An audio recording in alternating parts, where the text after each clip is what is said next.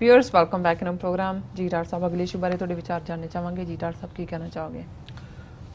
देखो ਅਸੀਂ क्योंकि पहला सैगमेंट साडा काफ़ी लंबा होया दोनों ही स्पीचेस ਨੂੰ ਅਸੀਂ डिस्कस ਕੀਤਾ ਫੋਰਨ ਮਿਨਿਸਟਰਸ ਦੀਆਂ ਨੂੰ ਐਨਾਲਾਈਜ਼ ਕੀਤਾ ਡਿਸਕਸ ਕੀਤਾ।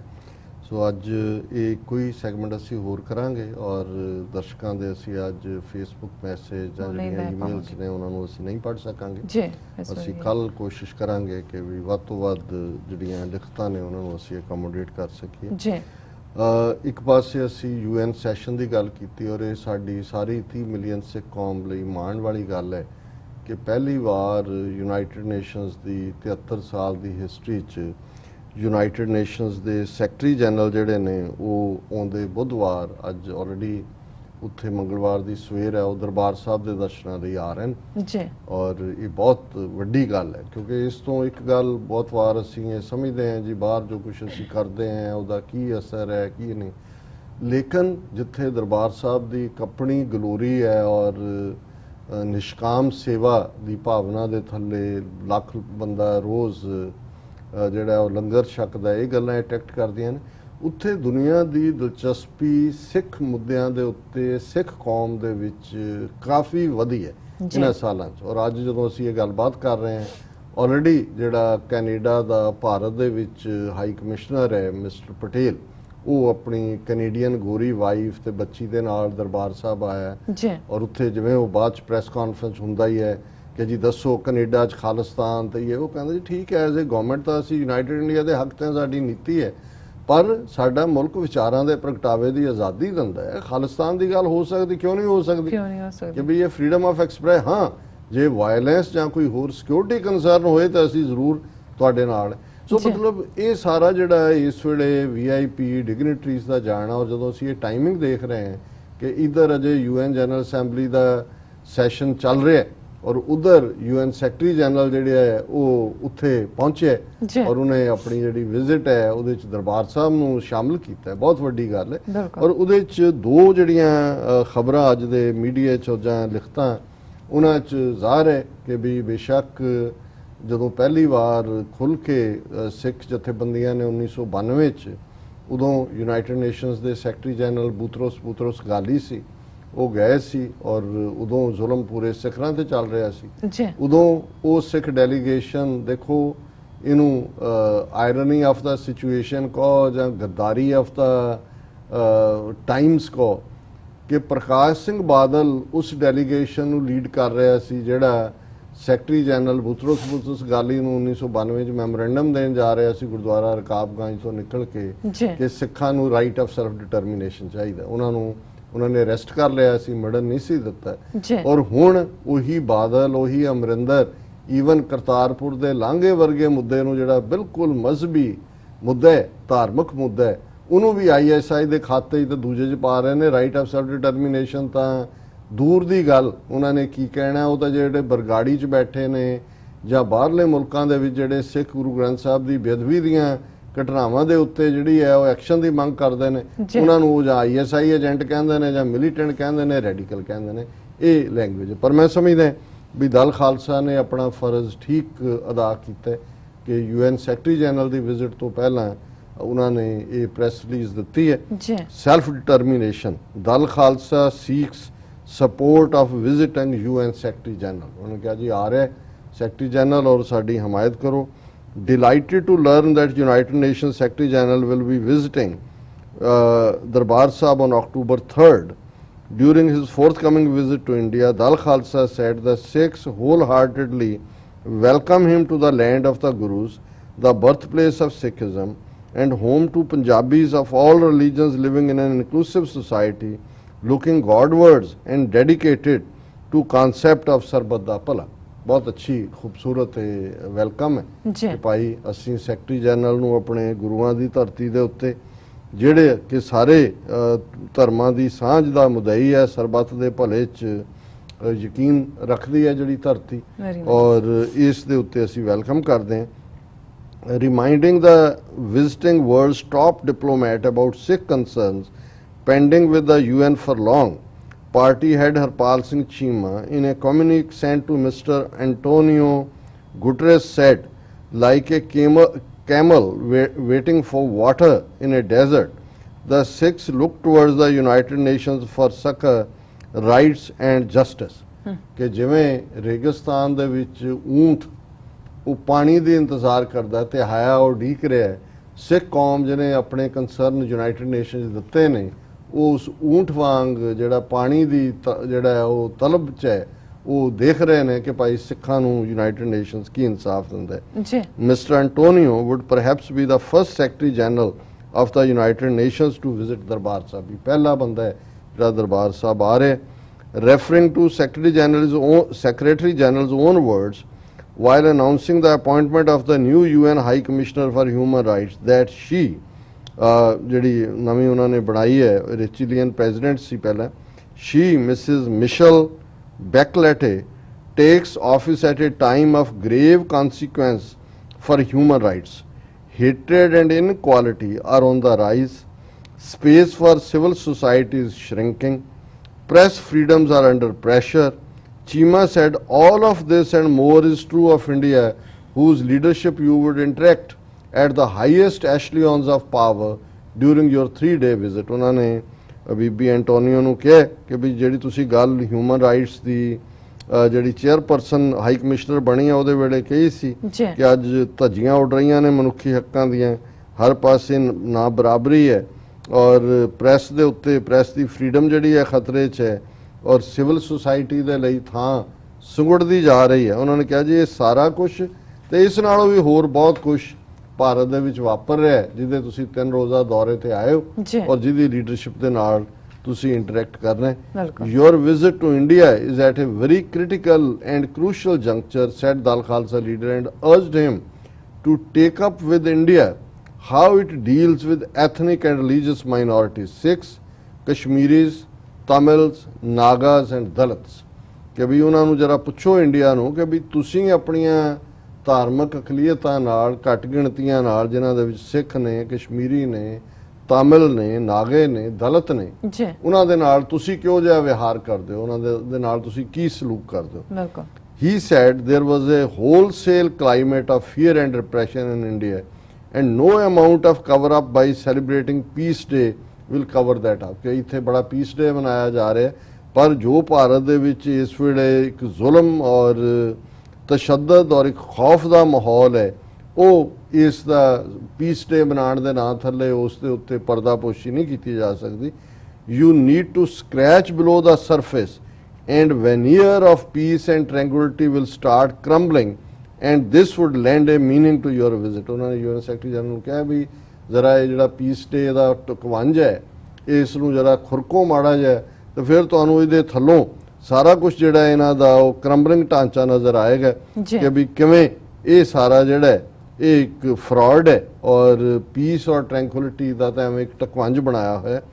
Coating Mr. Antonio's views on Rohingya genocide in Myanmar and the endorsement of the Kashmir report of United Nations High Commissioner for Human Rights, the Dal Khalsa leader said it gives hope to the beleaguered people of this region who are struggling to protect their human rights, particularly their right to self-determination. कि Mr. Antonio, ਤੁਸੀਂ ਜਿਹੜਾ Rohingya ਦੇ ਲੋਕਾਂ ਦੇ ਹੱਕ 'ਚ ਜਿੱਥੇ ਉਹਨਾਂ ਦੀ ਨਸਲਕੁਸ਼ੀ ਹੋ ਰਹੀ ਆਵਾਜ਼ ਚੁੱਕੀ ਔਰ ਤੁਹਾਡੇ ਹਿਊਮਨ ਰਾਈਟਸ ਹਾਈ ਕਮਿਸ਼ਨ ਨੇ ਕਸ਼ਮੀਰ ਦੇ ਮੁੱਦੇ ਤੇ ਰਿਪੋਰਟ ਜਾਰੀ ਕੀਤੀ ਹੈ, ਉਸ ਨੇ ਸਾਨੂੰ ਹੌਸਲਾ ਦਿੱਤਾ ਹੈ ਔਰ ਅਸੀਂ ਸਿੱਖ ਜਿਹੜੇ ਹੈ ਖਾਸ ਤੌਰ ਤੇ ਜਿਹੜੇ ਸਵੈ ਨਿਰਣੇ ਦੇ ਹੱਕ ਲਈ ਰਾਈਟ ਆਫ ਸੈਲਫ ਡਿਟਰਮੀਨੇਸ਼ਨ ਲਈ ਜੂਝ ਰਹੇ ਹਾਂ, ਸਾਨੂੰ ਇਸ ਚੋਂ ਹੌਸਲਾ ਮਿਲਿਆ.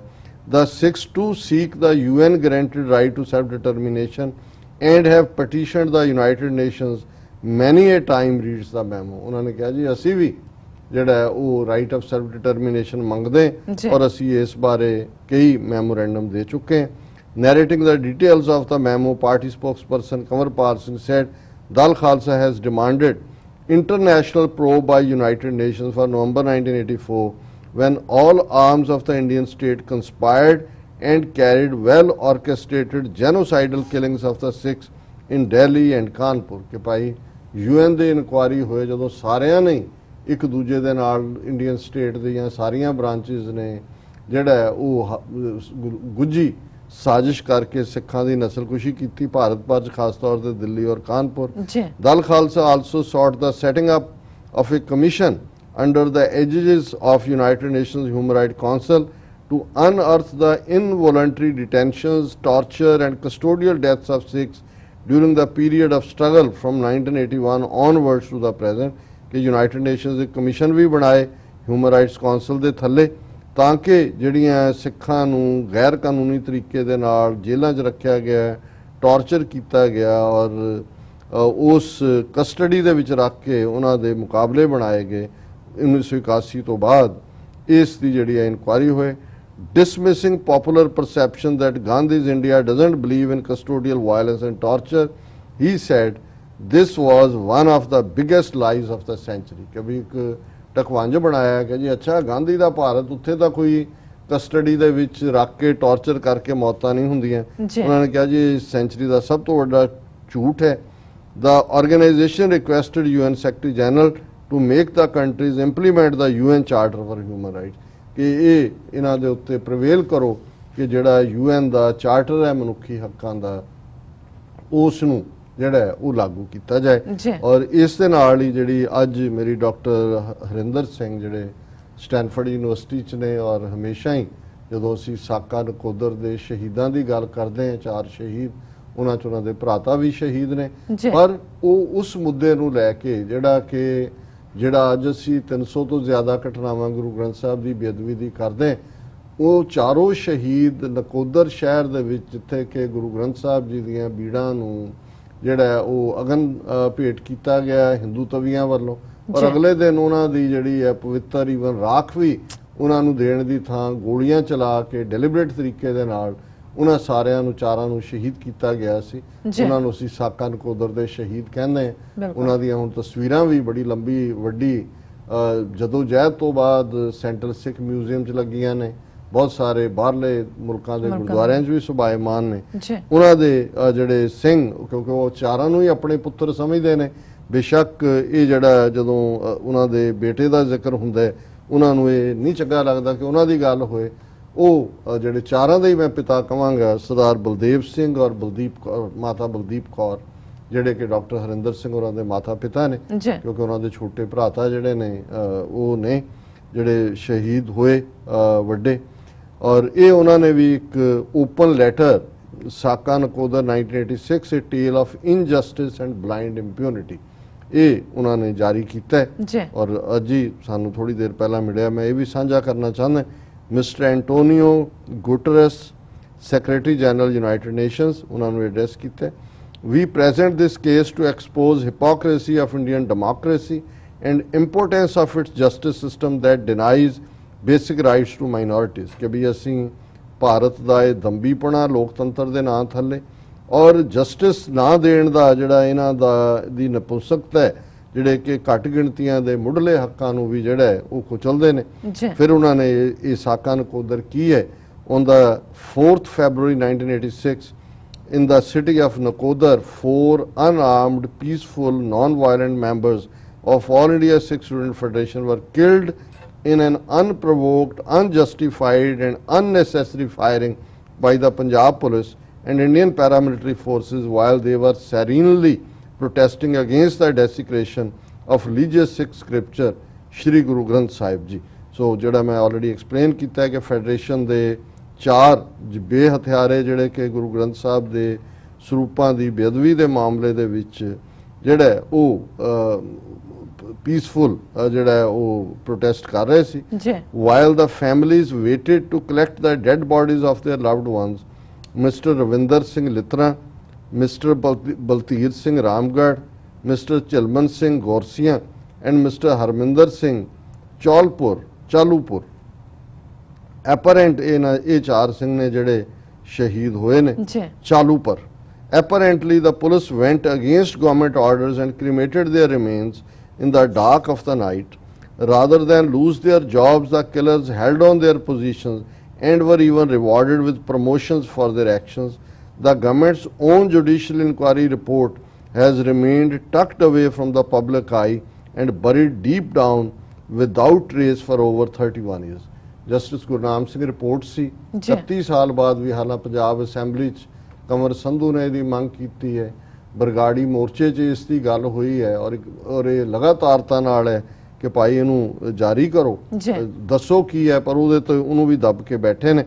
We, the parents of one of the victims, have been fighting for justice for 32 years, while the parents of other 3 victims have passed away, waiting for any semblance of justice। ਕਿ ਦੂਜੇ ਤਿੰਨਾਂ ਦੇ ਬਜ਼ੁਰਗ ਮਾਤਾ ਪਿਤਾ ਚਲੇ ਗਏ, ਅਸੀਂ ਅੱਜ ਵੀ ਉਸ ਦੇ ਲਈ ਜਿਹੜਾ ਹੈ ਉਹ ਕਰ ਰਹੇ ਹਾਂ ਸਟਰਗਲ ਟੂ। ਫਿਰ ਉਹਨਾਂ ਨੇ ਜਿਹੜਾ, ਕਿਉਂਕਿ ਤੁਸੀਂ ਮੈਨੂੰ ਟਾਈਮ ਦਾ ਦੇ ਦਿੱਤਾ ਹੈ ਕਿ ਵੀ ਜਾ ਰਹੇ, ਪਰ ਮੈਂ ਜਿਹੜਾ ਉਹਨਾਂ ਨੇ ਅਖੀਰ 'ਚ ਕਿਹਾ ਵੀ ਤੁਸੀਂ ਦਰਬਾਰ ਸਾਹਿਬ 3 ਅਕਤੂਬਰ ਨੂੰ ਵਿਜ਼ਿਟ ਕਰ ਰਹੇ ਹੋ ਔਰ ਮੁਬਾਰਕ ਹੈ ਕਿ ਤੁਸੀਂ ਆ ਰਹੇ ਹੋ, ਪਰ ਇਹ ਜਿਹੜਾ please support us by asking Punjab government to release justice Gurnam Singh commission report regarding 1986 Nakodar killings.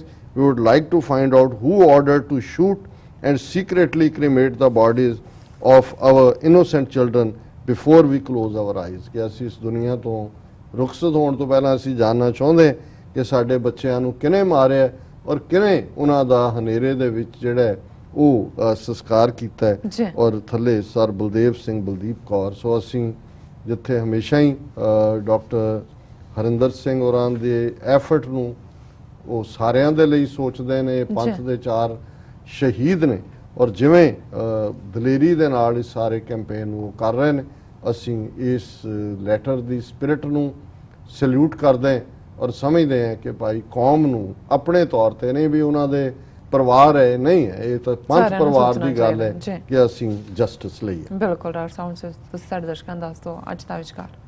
ਅੱਜ ਦੇ ਵਿਚਾਰ ਲਈ ਜਿਵੇਂ ਅਸੀਂ ਸੋਮਵਾਰ ਦੇ ਪ੍ਰੋਗਰਾਮ 'ਚ ਭਾਈ ਗੁਰਦਾਸ ਜੀ ਦੇ ਕਵਿਤ ਸਵਈਏ ਵਿਚਾਰਦੇ 675 ਉਹਨਾਂ ਦੇ ਸਵਈਏ ਗੁਰਬਾਣੀ ਜਿਹੜੇ ਗੁਰਬਾਣੀ ਦੀ ਇੰਟਰਪ੍ਰੀਟੇਸ਼ਨ ਹੈ ਉਹ ਕਵਿਤ ਸਵਈਆਂ ਦੇ ਰੂਪ 'ਚ ਅੱਜ 237ਵਾਂ ਸਵਈਆ ਅਸੀਂ ਵਿਚਾਰ ਅਧੀਨ ਲਿਆ ਰਹੇ, ਜਿਹਦੇ 'ਚ ਭਾਈ ਸਾਹਿਬ ਫਰਮਾਉਂਦੇ ਨੇ, ਬਰਖਾ ਚਤਰ ਮਾਸ ਭਿੱਦੋ ਨਾ ਪਖਾਨ ਸਿਲਾ, ਨਿਪਜੈ ਨਾ ਧਾਨ ਪਾਨ ਅਨਕ ਉਪਾਵ ਕੈ, ਉਦਿਤ ਬਸੰਤ परफुल्लत बनास्पति, मौले ना करीर आद बंस के स्वभाव के, सेजा संजोग भोग नेफल बांझ बधु, हुए ना आदान दुख दुबिधा दुराव के, तैसे मम काग साध संगत मराल सभा, रेहो निराहार मुक्ताहल अपयाव के। जिवें भाई साहब का स्टाइल है कि वो अलंकार इस्तेमाल करते हैं,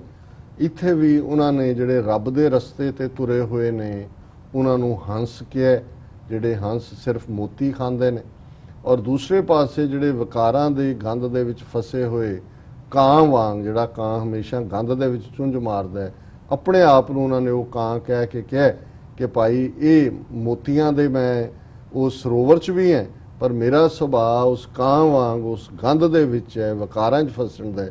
पर उहदे च उन्होंने 4-5 जिहड़ियां ने उदाहरणां दित्तियां ने। बरखा चतर मास भिदो ना पखान सिला। चतर मास जदों असीं देखदे हैं साडे पंजाब दे खित्ते च जदों असीं मींह मौसम की गल करदे ते कहंदे जी की है चमासा लग्या, भावें मींह सावन भादो च गिणे जांदे ने, पर 4 महीने आलमोस्ट जिहड़े ने वो मींह दे बनने जांदे ने। तो भाई साहब कहते हैं कि भी भावें 4 महीने मींह पैंदा रहे, पर जिहड़ी पत्थर की सिल है, जिहड़ा पत्थर है उस दी सिल स्लेट वो कदे नहीं वो भिजेगी फिर सुक जाएगी। हुण वो कहे कोई कि उस सिला दे उत्ते तुसीं वो भी पानी दे नाल जिहड़ी है वो बिल्कुल पानी पानी हो गई और उहदे ते तुसीं हुण खेतीबाड़ी करो, भी उन्हें अपने पत्थर ने अपना सुभाਅ नहीं छड्डना, पानी पै के हटेगा वो फिर उसे दा ਜਿਹੜਾ ਸੁੱਕੇ ਦਾ ਸੁੱਕਾ। ਬਰਖਾ ਚਤਰ ਮਾਸ ਭਿਦੋ ਨਾ ਪਖਾਨ ਸਿਲਾ, ਨਿਪਜੈ ਨਾ ਧਾਨ ਭਾਨ ਅਨਕ ਉਪਾਵ ਕੇ। ਉਹਦੇ ਜਿੰਨਾ ਮਰਜੀ ਯਤਨ ਕਰ ਲਓ ਜੀ ਇਹਦੇ ਤੇ ਅਸੀਂ ਕੋਈ ਧਾਨ ਕੋਈ ਚਾਵਲ ਕੋਈ ਖੇਤੀਬਾੜੀ ਕਰੀਏ ਉਹ ਨਹੀਂ ਹੋਏਗਾ ਕਿਉਂਕਿ ਉਹ ਸੁੱਕਾ ਪੱਥਰ ਹੈ। ਉਦਿਤ ਬਸੰਤ ਪਰਫੁੱਲਤ ਬਨਾਸਪਤੀ, ਜਦੋਂ ਬਸੰਤ ਆਂਦੀ ਹੈ ਸਪਰਿੰਗ ਸੀਜ਼ਨ ਆਂਦਾ ਹੈ ਤੇ 4 ਚਫੇਰੇ ਬਹਾਰ ਹੈ ਫੁੱਲ ਔਰ 4 ਚਫੇਰੇ ਜਿਹੜਾ ਉਹ ਟਹਿਕ ਰਿਹਾ ਹੁੰਦਾ ਹੈ ਸਾਰਾ।